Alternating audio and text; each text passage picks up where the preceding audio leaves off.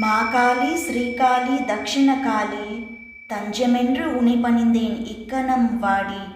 ஓம்காரி ஹ்ரீங்காரி உஜ்ஜயினி காளி ஓடோடி வந்தேன் நான் உன்னிழல் தேடி.